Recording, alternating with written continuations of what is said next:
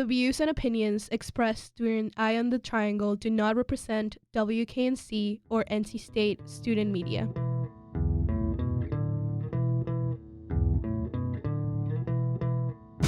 Your dial is currently tuned to Eye on the Triangle on WKNC 88.1 FM HD1. Thanks for listening.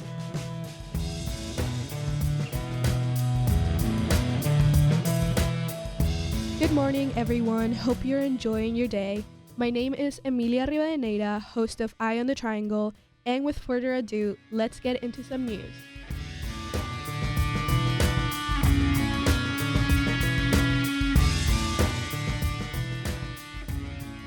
After suspending fares during the COVID-19 pandemic, Go Triangle has returned collecting fares on July 1st, 2024. Go Rally will also return charging for trips on August 1st, 2024. According to the News and Observer, Go Triangle has announced that users who download and create an account on the UMO Mobility app will be eligible for free rides during July. People aged 13 to 18 and over 65 may also travel for free on Go Triangle and Go Rally by enrolling in one of UMO's Go Pass programs. Go Triangle will charge $2.50 for rides, and Go Rally trips will cost $1.25. Passengers can either pay in cash with exact change, buy digital tickets or a Go Pass on the free UMO app, or acquire a physical Go Pass UMO card at the Pass sales office at the Go Triangle Regional Transit Center in Durham. Go Durham, Chapel Hill Transit, and Go Cary will remain fare-free in the Triangle. As for the NC State community, according to NC State's transportation website, NC State's faculty, staff, and students can request a free Go Pass to ride the Go Triangle buses. For more information, visit transportation.ncsu.edu. The Amazon series The Summer I Turned Pretty has taken over UNC's campus and parts of downtown Chapel Hill to shoot its forthcoming season. According to the News and Observer, UNC will become Finch College, the fictional college of the series. On Monday, July 8, 2024, several people were seen on East Franklin Street hoping to meet actors Christopher Briney and Lola Tung, who played Conrad Fisher and Isabel Belly Conkling. Filming will continue today. Cameron Avenue, the main road through UNC's campus, will be closed between Columbia and Raleigh Streets from 9 a.m. to 11 p.m.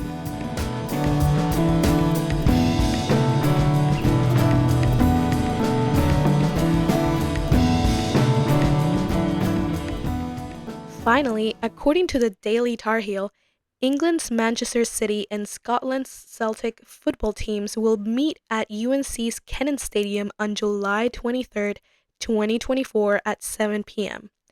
The game is part of the 2024 FC series, which consists of friendly matches designed to warm up and prepare players for the professional season. Tickets vary from $65 to $400. A part of the revenues will be given to the UNC Children's Hospital. The town of Carrboro will finance a trolley service that will carry tourists between downtown Carrboro and Chapel Hill, connecting shops, restaurants, and bars. The football match is predicted to be beneficial for businesses around the area, as the summer months are slower, thanks in part to a smaller student population. Chapel Hill is no stranger to hosting football matches, as last year it hosted a game between Chelsea Football Club and Wrexham Association Football Club that drew more than 50,500 people and generated over $15 million in revenue for Chapel Hill and surrounding regions. Members of the community are hoping that this year's game will have an impact like last year's match.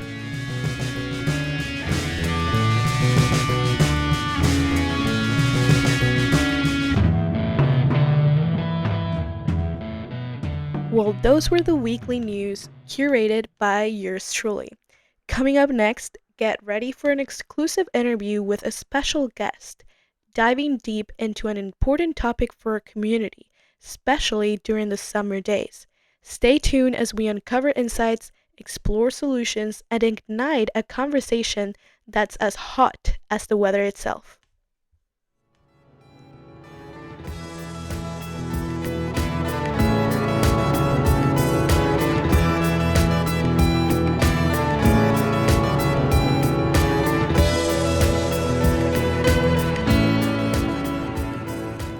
Hello and welcome to WKNC's Eye on the Triangle, your source of local news, where we dive deep into the pressing issues affecting our communities. I'm your host, Emilia Rivadeneira, and today we have a very special guest joining us, Dr. Ashley Ward, Director of the Heat Policy Innovation Hub at Duke University's Nicholas Institute for Energy, Environment, and Sustainability. Thank you so much for being here today, Dr. Ward. How are you doing? I'm doing well. How are you? And thank you for having me. Yeah, I'm doing well. Thank you so much. Well, today we'll be delving into a topic that's on everyone's minds right now, the blistering heat wave sweeping across the southeast regions, more specifically in the Triangle area in North Carolina. Besides it being summer, why is it so exceptionally hot outside right now? Well, one of the things that has been happening this summer, and you may have heard the term, heat dome, basically. And that occurs when in the upper atmosphere, you have a pressure system that acts sort of like a lid on a pot. And so it holds all of the heat below it, right? And so it keeps it very stagnant. And so we've had a few of those move through already this heat season.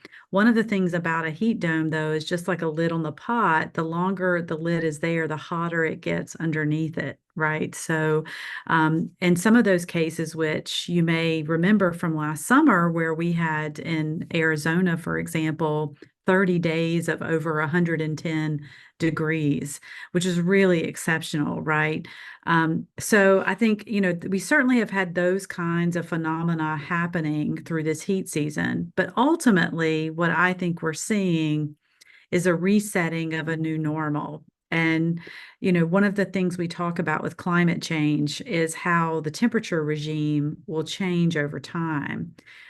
We've talked about this with example for rainfall too, like changes in precipitation, where we're not getting slow, steady rainfall. Rainfall is coming in really big, downpours or deluge, right? And it's the same thing happening with temperature. So, the last 12 months, each month has hit the record warmth for that month. So, May was the warmest May on record, April, the warmest April on record, and so on and so forth. So, what we're really seeing here is a phenomena of our changing climate. And that means that our heat seasons are getting more intense and they're also getting longer. So they're traditionally considered May through September, but now we're seeing starting like in April and maybe going through to October. So what we are feeling right now is really the result of climate change. Right. And I actually wanted to mention that Raleigh reached a staggering all time record high, I think, on Saturday of 106 degrees Fahrenheit with a maximum heat index of 118 Fahrenheit. These temperatures are kind of rare for the Triangle area where we usually don't see highs touching triple digits frequently. You mentioned climate change. But what are some of the other factors that have contributed to this extreme and unusual heat wave hitting our area? So, some things that magnify what's already happening in the environment. So, we're already experiencing increasing temperatures, baseline temperatures due to climate change. And then we have those phenomena like those heat bombs that come through. But if you live in an urban area, you also are experiencing the impact of the urban heat island. And what that means is that the materials that we use in our urban environment, asphalt, cement, different materials that we use in buildings and things like that, are heat trapping materials.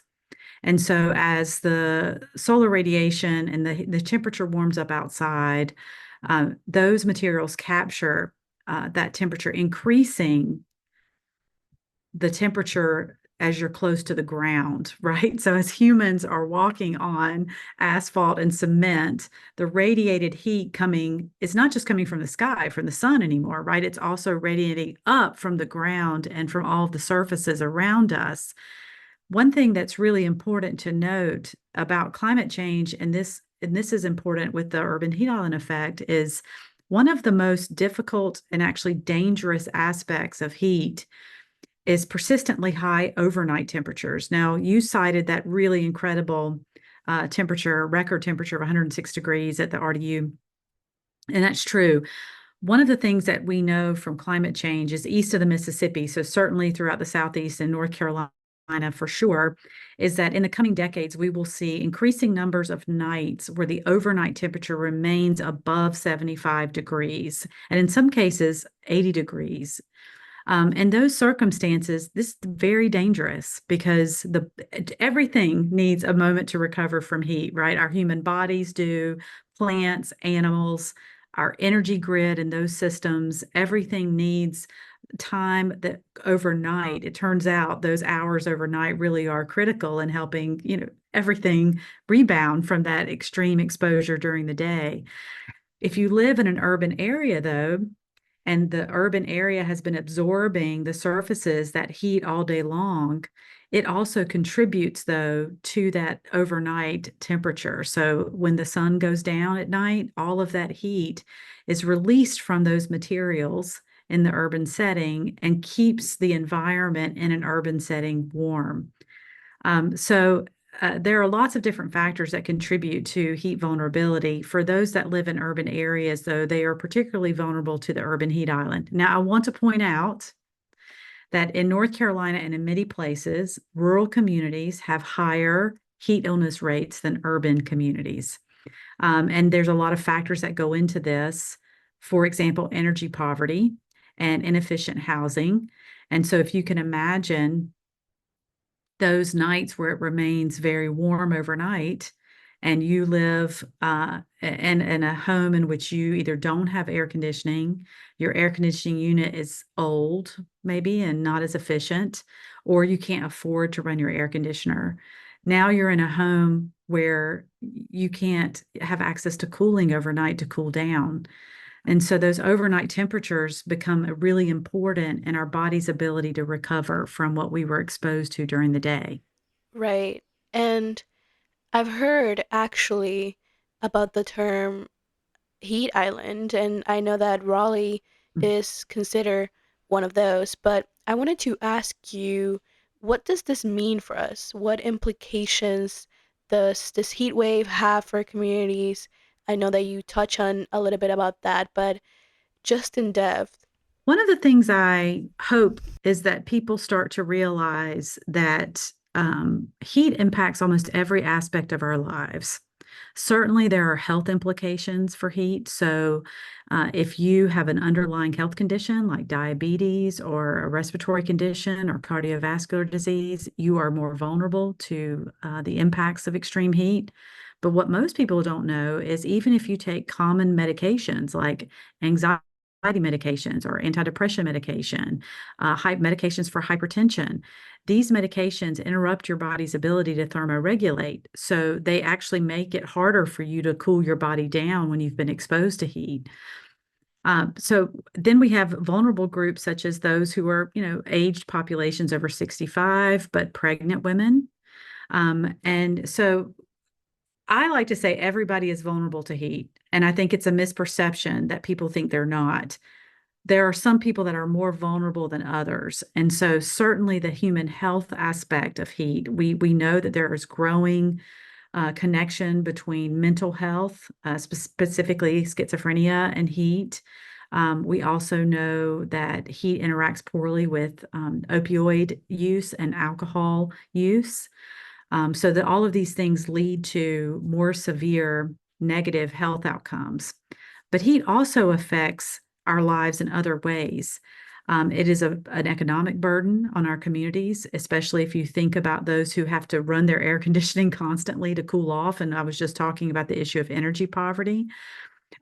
Heat interrupts and decreases learning outcomes for children. So when we're talking about it getting hotter in May and at the beginning of June or September, when children are back in school, most people do not realize that about 40% of the public schools in the US lack adequate HVAC.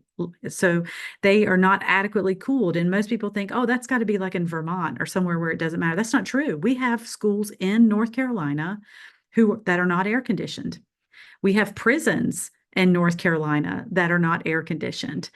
There is no cooling standard in the U.S., so nursing homes for our age populations, we have a state rule that says they can't get above 80 degrees. 80 degrees is actually quite hot for people who already have underlying health conditions.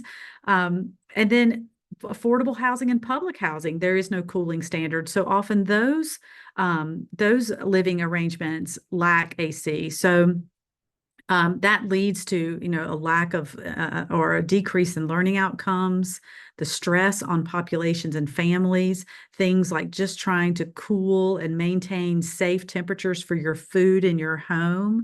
I mean, I think people really do not think about the broader implications of heat. Those are all individual things, but systematically, we have the pull on our electric grid. How hard is it to provide that service to people? The impact of warming temperatures on our water systems, where we have an overgrowth of algae when the water gets too warm in our freshwater systems. And so if you like to go and go to the lake and have different recreation, harmful algal blooms are a part of this process. Our livestock and our animals are impacted, which also decreases agricultural yields. I mean, I can go on, right? The list goes on and on. The impact that this is the environment in which that we live, and we have built our entire civilization around a certain temperature regime. Our bodies have adapted, our ecosystems have adapted to this, and we're just not ready and able to adapt fast enough for how quickly the temperatures are changing. Right. And I really like what you mentioned that, like heat and well now extreme heat affects everyone, affects older generations. It affects us students and in our daily lives and the environment that we interact in. And so I wanted to ask you about what are some recommendations that we can follow in order to prevent um, all of this, experiencing all of these risks. I love that you asked me that question because so many times people just ask about the problem and not what to do about it. And I think it's really important that people know that there are some really practical steps you can take to protect yourself. One of the most important things you can do is check on each other. I think that's really important. The number one factor in resilience writ large, whether it's from a hurricane, tornadoes, heat, or anything else, is social capital. The relationships we have with other people is what actually makes us resilient. So check on each other. That's one thing. The other thing, though, is there's some very, very simple steps that an individual could take to protect themselves individually. If you go for a walk or a hike, or you play a game, a basketball game with friends, or you do anything where you're exposed to heat and you come home, one of the first things you can do is take a cool shower for about 10 minutes. That doesn't cost anything really, right? And it really lowers your core body temperature. It's very effective at doing so. There are also other methods that have been that science has proven, research has proven that work at lowering our core body temperature. For example, if you immerse your feet over your ankles in cool water, this works great for people who are disabled or our age populations who can't really get in the shower. So if you take a bucket and put their feet in cool water over their ankles, it lowers your core body temperature. One of the things that the military uses in the same vein is they don't want trainees taking off their boots, in the middle of training exercises. So they do what's called arm immersion. And so they have troughs where they immerse their arms from their hands all the way over their elbows in cool water. This is something that could easily be transferred to an occupational setting, like people who work in roofing or construction or road workers or a number of other applications where, every hour you just drop your arms in the cool water, a cooler. You could take a rectangular cooler and set it up as a cooling station and do this. Very easy to do. But immersing your arms or your feet for 5 to 7 minutes, extremely effective. On the same vein, if you have a t-shirt and you're outside, if you dip your t-shirt in cool water and put it on your body and restore that every hour, it keeps your core body temperature low. These are all life-saving things that you can do in the immediate. A little bit more planning is in your home or apartment or wherever you live, strategic use of fans, making sure that during the day when it's really hot, that you're keeping those windows and everything closed. I know that seems counterintuitive, but you want to keep the heat out. As it cools down, open them, turn your fans on, take a cool rag and wipe your body off and stand in front of the fan. And then finally, for a lot of people who have window unit air conditioning units, if you're having to ration your cooling in your home for cost, prioritize cooling your bedroom because this is where you're going to sleep. And we really need that recovery period. It's very, very important for health outcomes. A lot of people think about cooling their den, their living space, but you're not actually in that living space that long. So if you cool your bedroom and keep your bedroom door shut, you can really have you'll have a basically a cooling center set up in your own home. And speaking of cooling centers, since you're in Raleigh, the Wake County government does establish cooling centers. And so there are formal cooling centers that you can go visit. But I would also encourage people to think about informal cooling centers. Um, you know, Places like Walmart or a shopping center where you can go and just walk around for an hour and cool down, even the grocery store. And so, really walk slowly through the grocery store when you go, right? And give yourself time to get the benefit of that air conditioning. The public libraries are often used for cooling centers. One of the challenges is that they close, at 6 or 7. So that's been a difficult, thing for people to try and utilize. But I do know that the city of Raleigh and other municipalities and governments across North Carolina. I know this because I've been working with many of their governments. They're actively looking for creative ways to establish cooling centers for communities to use. Yeah, I've actually had done use of Dutch cooling centers. I usually just go walk in a grocery store because it's really hot during the summer. Um, Mhm. but talking more about the impacts associated with extreme heat in our environment, I actually found out this news story that said that as of July 4th, 75% of the state is under a moderate drought, and the long-term outlook is seen as optimistic, with predictions suggesting this could persist through September. So, how much of a role does the heat wave we're currently experiencing play in exacerbating this drought conditions? What a great question. So I usually say that heat is the least lonely event. I say that meaning that it often exacerbates other underlying conditions, like some of the ones I was already talking about earlier, but it also is an amplifier when it comes to other climate events. So, what I mean by that is drought is a great example. The hotter the air temperature is, the more evaporation that takes place out of the soil, and the rate of evaporation from plants and soil increases, which dries out the soil, which leads to drought. And so it also means that when we have rainfall, it's evaporating quickly and it doesn't have enough time to seep deep into our groundwater systems. So heat and drought are very intimately connected, of course. And I think one of the things that is also very concerning in these situations is, especially as we lead to the fall, as you rightly noted, that they're predicting that this could lead well into the fall, is whenever you have a lot of dried plant matter, you create fuel for forest fires. And I don't know if you remember from, I believe it was 2016, 17 area, we had a fairly large set of wildfires that took place in western North Carolina and through eastern Tennessee, Gatlinburg and that area, also Lake Lure area, North Carolina over. These were devastating, enormous wildfires that were fueled by prolonged drought after periods of high heat, right? So we are creating the litter that is needed basically for wildfire. So this is an example of how climate events start to cascade into multiple disasters. So it's an extreme heat event that increases the drought event, that increases the likelihood of a wildfire event. And so on that same note, though, we are in North Carolina. It is very common in the summer to have a thunderstorm blow through, in the afternoon and quite severe sometimes. And so one of the things that commonly happens in those circumstances is we have power outages due to those. Now, if you live in an urban area, that restoration can be fairly rapid, so you get your power turned back on relatively quickly, not always, but relatively quickly.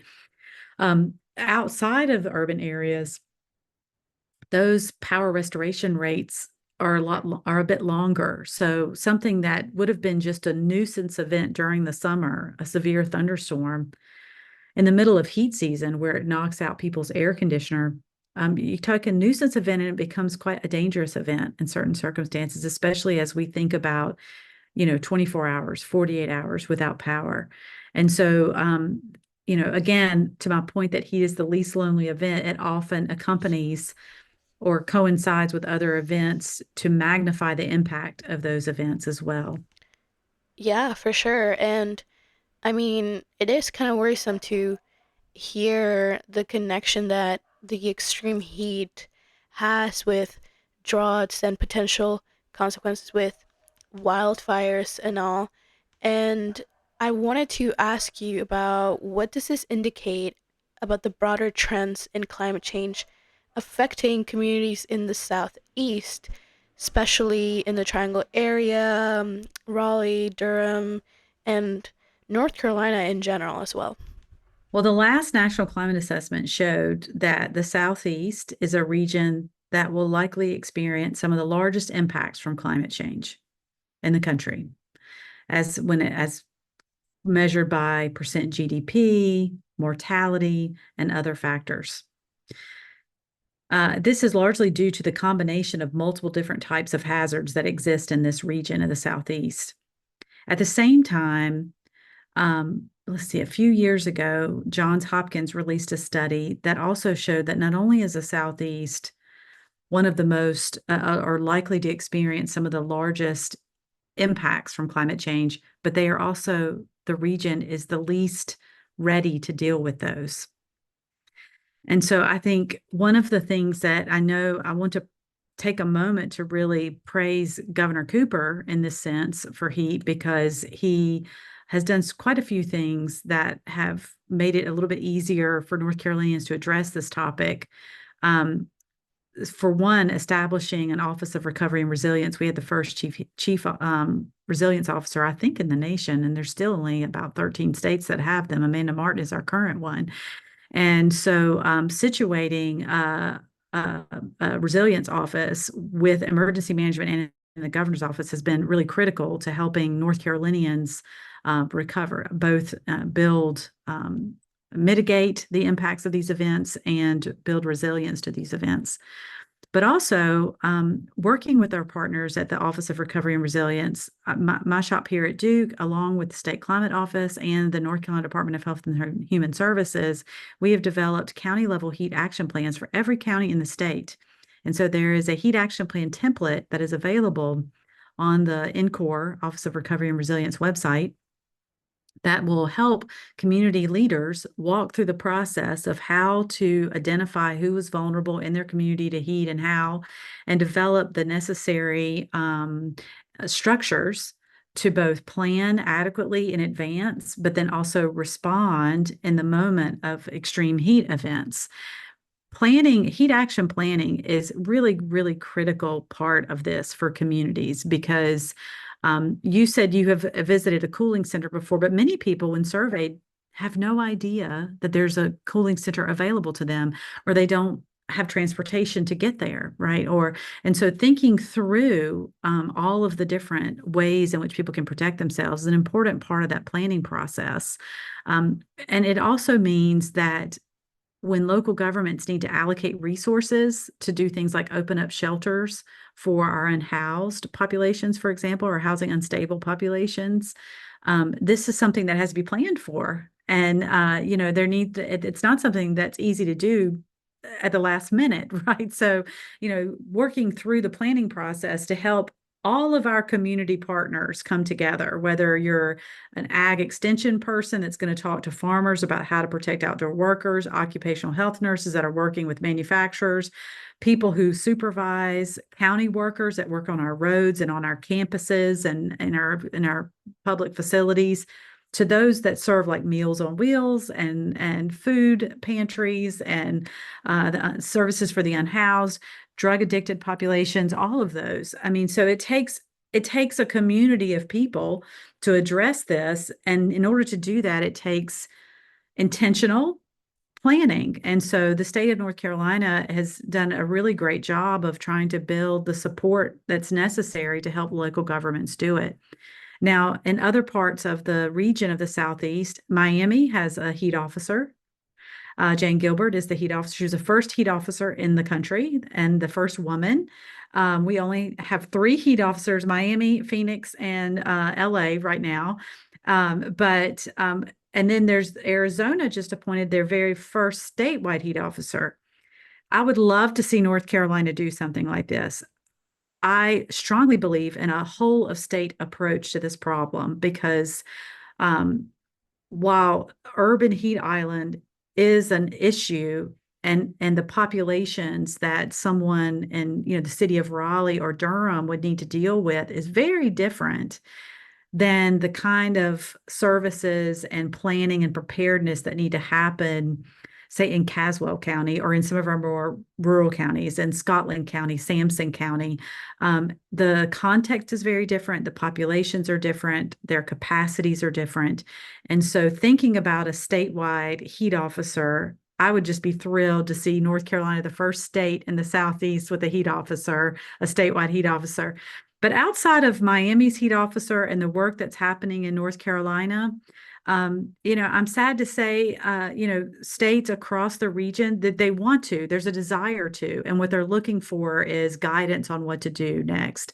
I think that we're reaching a point where heat is becoming such a big issue, hot topic, so to speak, that legislators and leaders, both at U.S. congressional level, at the state level, and at the local level, are now leaning in saying, okay, we've got to do something about this. Um, and coming together and figuring out what that looks like is something that each state has to work on. Yeah, for sure. Kind of touching on the work that you have done and the work that the Heat Policy Innovation Hub has done, because um, from what I've read, it has been at the forefront of tackling extreme heat in North Carolina and providing resources to people. Could you give us an overview of what the hub does, and what are the projects that you're currently working on? Sure. So the hub launched about 1 year ago, June 21st, 2023. So we're still kind of new, but the concept is not new. About 10 years ago, I was working with NOAA, the National Oceanic and Atmospheric Administration, and I was working in Carolina communities. And they asked our team to go out and work with communities in Eastern North Carolina on climate extremes. Now, remember, this was not a period where climate change was very different back then, 10 years ago. People talked about it very differently. And so at first I was really intimidated actually to go, and I was worried, but I didn't think we were going to talk about hurricanes. I mean, other than hurricanes, I mean, and basketball, what else do we talk about in North Carolina? So barbecue, we talk about that. So, you know, but when we got there into the community members themselves, they said, actually, we know about hurricanes. But do you know anything about heat? Because we're really worried about this issue about heat. It's getting hotter. And so I think to me, that was a moment where me and everybody that I worked with at the time, we were like, oh. So we started really diving into this topic of extreme heat. But it goes to show you that communities have long understood that heat is an issue for their community and something that they needed to do something to address, right? So they just been waiting for the rest of us to catch up. So this is something that communities have recognized a long time ago. Um, Now, researchers over the last 10 years, they've actually done a really good job too. Both, UNC, NC State, Central, I mean, A&T, you name them, all of the ones in North Carolina, including Duke, have done some really great work at trying to understand exactly how heat impacts the body, at what thresholds, how can we quantify the impact of heat, really great research on this topic. However, none of that was making its way into the policy and decision-making space. As I've been working for the last 6 years at Duke, what the insights that communities have about this problem, the lessons that science can give us about this problem, none of those things seem to be part of the conversation whenever I was talking with policy and decision makers. So I proposed the Heat Policy Innovation Hub to do exactly that, right? To be the bridge between community, science, and policy.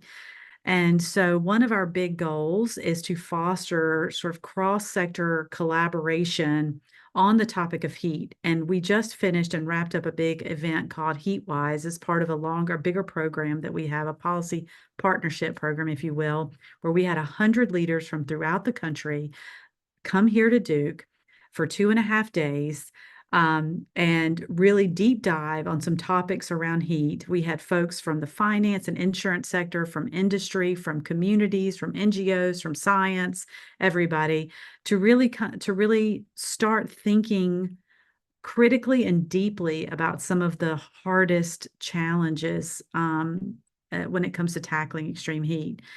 So a lot of what we do is foster this kind of collaborative work that comes up with sort of policy frameworks and guidelines.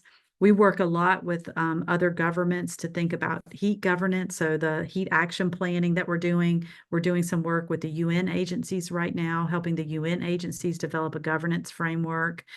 We work with other states in the country as well, not just North Carolina, and through regional organizations too. So we've done a lot of work trying to help people build out what does good heat governance look like. We also partner with researchers. There may be somebody over in the School of Medicine or nursing, for example, or even engineering here on campus who are like, hey, we're doing this project on kidney stones, and we think that heat is an important driver of kidney stone development. And, how can we incorporate heat into this project? So we do research projects with folks at Duke, but in other institutions, helping them incorporate heat into their research questions so that we can better understand how heat affects other health outcomes. And then I think, one of the things that we're really committed to at the Heat Hub is leaning in on this challenge with rural heat vulnerability. In rural communities throughout North Carolina, the heat-related illness rates are 7 to 10 times what they are in urban areas. And the solutions that we have, like cool pavement and cool roofs and tree planting and things that are meant to mitigate the impact of the urban heat island, aren't as easily transferable to a rural setting. Cooling centers are not going to work in a rural setting where you have to drive 30 miles to get to one. So we've really been thinking deeply about rural resilience at the Heat Hub and figuring out how we can help prepare rural communities, but also build the capacity in rural communities to deal with this issue. That actually sounds amazing, like amazing work. And looking ahead um to the fall and to the rest of the year, talking more about the solutions rather than, like the issue itself. What can we expect to see from the hub to do regarding, extreme heat, as you mentioned, especially now that we have actually started to realize about the extreme heat now that during the summer it has hit, you know, the Mhm. highest temperatures in history, I think. in the Triangle area. So, So, from our HeatWise event, we're developing a report that will be published toward the end of the year that sort of captures the key findings. But also from that group, we're putting together some work groups of people to take a even deeper dive into some of these issues, and particularly thinking about um, what kind of recommendations we can make, for example, to those that hold and manage grant dollars and how we can get those funds from, we had the IRA and the IIJA and huge amounts of money coming out of the federal government to help communities build resilience to climate change. And very small amount of that money has been directed toward heat mitigation efforts and adaptation resilience for heat. And so one of the things we're working on this fall is thinking about how can we open up right? That pathway to make sure that the communities that need the funds to do the projects that they would like to do, what are things that can happen that can make access to those funds easier for community partners. We've also got a fairly, I'm very excited about a project we were recently funded to do, and we're going to be working on that this year. And this sounds like a wonky project, but I promise it's a really cool project. Energy poverty is a big deal for people. So we are working with a set of partners from both from the energy sector and the insurance sector and communities up and down the I-95 corridor, looking at the role that insurance can play and helping reduce the impact of energy poverty. So, for example, um, is there an insurance product that would make it so that people don't have to worry about their air conditioning getting shut off, so they could run their air conditioning during heat months that would insure them against this risk, right? So we're doing some work with the private sector on things like that. And of course, we also have some of our other research projects that we will continue working on with our colleagues throughout the university and other universities too, in addition to refining some of the governance policies, like making sure that we understand at which temperature thresholds do we need to use to enact our warning systems. Right now, although the Raleigh Weather Service office is wonderful, they do a great job at issuing warnings and alerts for extreme heat. Um, but that's not uniform across the National Weather Service. So one of the things that we're trying to do is think a lot about at which threshold people need to act. And that means which threshold do we see people go to the emergency department, right? So like we want to make sure that the watches and warnings that are issued before we hit those temperatures so that people know to take caution and maybe it will keep them out of the ER. right, for sure. And yeah, I think what you're working on, it's exceptional. I think we I'm personally excited to see the work that the Innovation Hub is doing and will continue to do in the future. But is there anything else you would like to add? I think I would just emphasize to anybody listening what I said earlier, which is everybody is vulnerable to heat. And the heat that you're experiencing right now is not the same as the heat that you experienced 10 years ago. It's higher in temperature, it's longer in duration, it's more humid, it doesn't get cooler at night. And all of these things mean that even if 10 years ago you used to go jogging, every evening, every day at 4 o'clock and you were fine, it doesn't mean that that's going to be okay for right now.